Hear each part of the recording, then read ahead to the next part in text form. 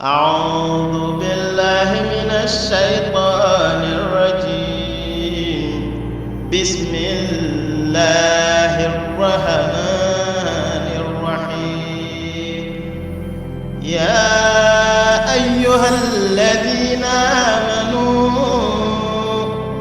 كتب عليكم الصيام كما كتب على الذين من قبلكم لعلكم تتقون. أعوذ بالله من الشيطان الرجيم بسم الله الرحمن الرحيم الحمد لله والصلاة والسلام على رسول الله. Louange à Allah, prière et paix sur le sceau des prophètes et messagers Mohammed bin Abdullah. Que la paix, la bénédiction et le salut d'Allah soient sur lui, sur les membres de sa famille, sur ses et autres compagnons et sur tous ceux qui vont suivre leur pas jusqu'au jour du jugement dernier. Chers internautes, le thème de notre entretien en ce moment, c'est jeûner utile. C'est-à-dire, nous allons essayer de répondre à une question qui est comment jeûner utile. Comment jeûner utile?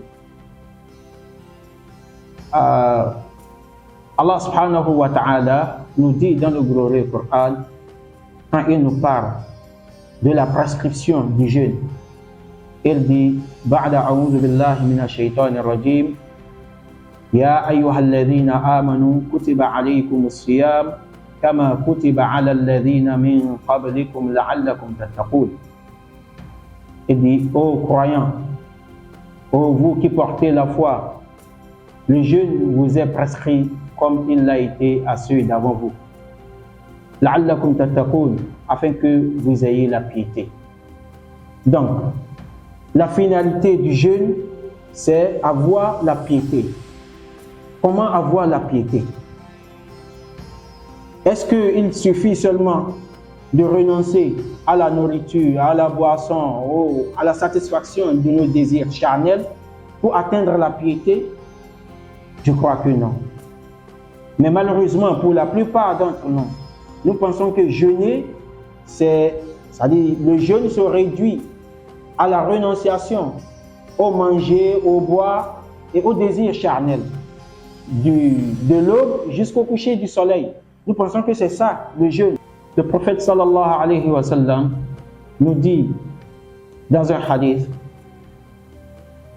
rapporté par Abu Huraira radiyallahu anhu, il dit Man lam yada' qawla az-zuri wal 'amala bihi falaysa lillahi haja fi an yada'a ta'amahu wa sharaba. Ça veut dire quoi? Celui qui ne renonce pas au mensonge et à l'usage de faux, celui qui ne renonce pas au mensonge et à l'usage de faux, Allah subhanahu wa ta'ala n'a nul besoin de ce qu'il renonce à sa nourriture et à la satisfaction de son désir charnel. Allah n'a nul besoin de cela. Donc autant pour celui-là de manger, de boire et de satisfaire ses besoins, de satisfaire son désir charnel, autant pour lui de faire tout cela. C'est pour dire que le jeûne ne se limite pas à l'abstinence de manger, de boire et d'assouvir ses désirs charnels. Non, ça ne se limite pas à ça. On ne peut réduire le jeûne à cela. Le jeûne va bien au-delà. On peut dire que le jeûne commence par ça. Et c'est ça, moi, j'appelle le b.a.-ba du jeûne. C'est-à-dire ne pas manger, ne pas boire, ne pas satisfaire ses désirs charnels de l'aube jusqu'au coucher du soleil. C'est le b.a.-ba du jeûne. Le jeûne commence par là, mais ça ne s'arrête pas là. Ça ne s'arrête pas là. Certes, celui qui a renoncé au manger, alors qu'il a de quoi se nourrir, il a renoncé au boire, c'est-à-dire à la boisson, alors qu'il a de quoi étancher sa soif, il a soif, il a de quoi étancher sa soif, c'est là. Et peut-être même qu'il a en cachette. Mais quand même, il a su se maîtriser. Il n'a pas bu, il n'a pas mangé et il éprouve de besoin. Sa femme est là, son épouse est là, son époux est là. mais il se maîtrise quand même à ne pas satisfaire ce désir-là, de l'aube jusqu'au coucher du soleil. C'est un effort, c'est un grand effort. Même Allah subhanahu wa ta'ala reconnaît cela. Et c'est pourquoi il dit dans un hadith qudsi, il dit taraka ta'amahu wa sharabahu min taraka shahwatahu wa ta'amahu min ajli. Il a laissé, il a renoncé à son désir et il a renoncé à sa nourriture à cause de moi. Et c'est pourquoi il a dit c'est-à-dire le jeûne, c'est pour moi. Celui qui jeûne, il jeûne pour moi. Parce que le jeûne fait partie des actions-là, des actes-là qui ne sont pas exposés à l'ostentation, au matu vu. Tu peux jeûner 1 an sans que personne ne soit au courant, à moins que tu en parles. Vous voyez? Donc c'est pourquoi il dit celui qui jeûne, il ne jeûne que pour moi. C'est pas comme la prière, où facilement on peut faire le matu vu. C'est pas comme le hajj, où facilement on peut faire le matu vu. Le jeûne n'est pas comme ça. Donc celui qui jeûne, même Allah subhanahu wa ta'ala reconnaît que c'est un grand effort qu'il fournit en ne mangeant, en ne buvant, en se privant de son désir, de la satisfaction de ses désirs charnels pendant le moment de jeûne. Donc Dieu reconnaît que c'est un effort qu'il fait, mais le jeûne ne se limite pas à cela. Ça va bien au-delà.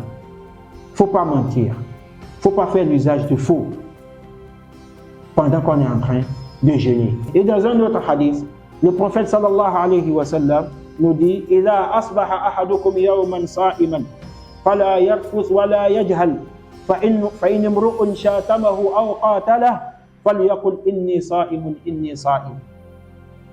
Donc si un jour l'un de vous se réveille en état de jeûne, il dit فَلَا يَرْفُثْ وَلَا يَجْهَلْ, qu'il ne tienne pas de propos obscènes et qu'il ne commette pas de chahut, qu'il ne crie pas, qu'il ne vocifère pas, qu'il ne fasse pas de bruit tout en étant en jeûne.